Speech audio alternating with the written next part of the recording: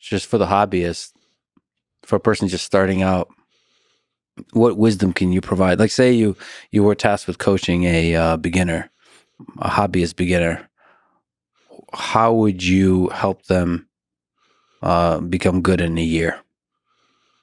What would be the training regimen? What would be their approach, mental, physical, in terms of practice to jiu-jitsu? I mean, honestly, picking safe training partners and trying to understand the positions and not just freaking out. Like you might escape if you freak out, but you also might be stuck in something and you injure yourself. So it's like, I think if you can, it's just about longevity.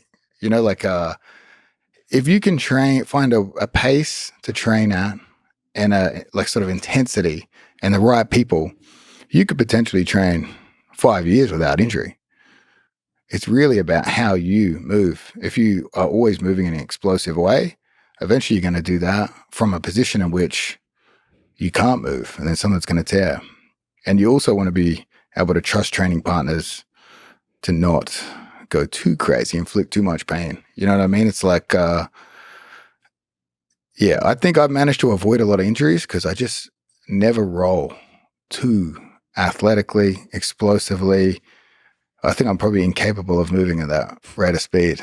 So that's part of it is the way you move, but I guess you also don't allow anybody to put you in a really bad position in terms of hurting you. I let them put me in bad position, but I try to stay relaxed at all times. You know, that's the key here is like, I mean, yeah, obviously you got the cheesy, keep it playful, but it's like if you can remain calm in bad positions, that is a skill. That's your confidence, not in yourself, but that the other guy's incapable of submitting you. That's the ultimate confidence. You can give them whatever you want. So the thing you want as a beginner is to focus on minimizing injury by relaxing, by not freaking out. Yes, keeping it at a pace so you can understand what just happened. The thing is, like, how do you know if you're freaking out or not as a beginner? It feels like if you're panicking. Yeah, if you're, I mean, I see a lot of beginners kind of starting to breathe hard, they tense up. That's probably underneath that is panic. Yeah, if you can make someone panic, you'll fatigue them. It's the same. It's like even if you're higher level and you're worried about getting your guard passed, it's the panic that leads to fatigue and your guard retention. But if you're so flexible, you remain calm, I think it's because you're not panicked. Fear is the mind killer. But also, you have one of the more innovative games in jiu-jitsu history. How'd you develop that? How do you continue throughout your career?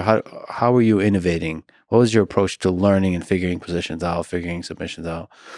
I mean, financial motivation. If you can hit moves that no one else knows how to do, yeah, you can sell those instructionals. But also it keeps it interesting because it's like, I mean, it can get stagnant and boring, you know? Like a lot of people get to blue belt, they're good at one thing, they only do that one thing.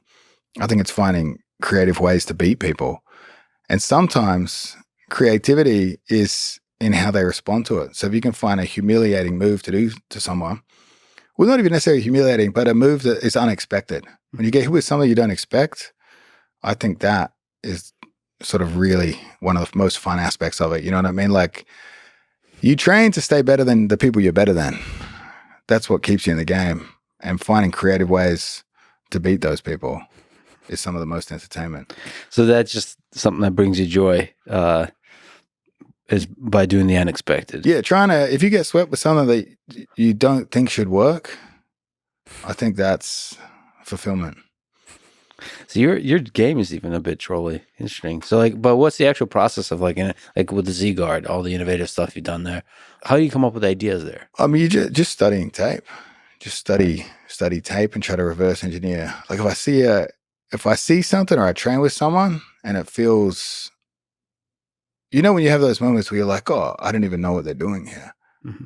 And if you can put someone in a position they don't understand, that's also where they panic. So it's like creating different ways to make people panic.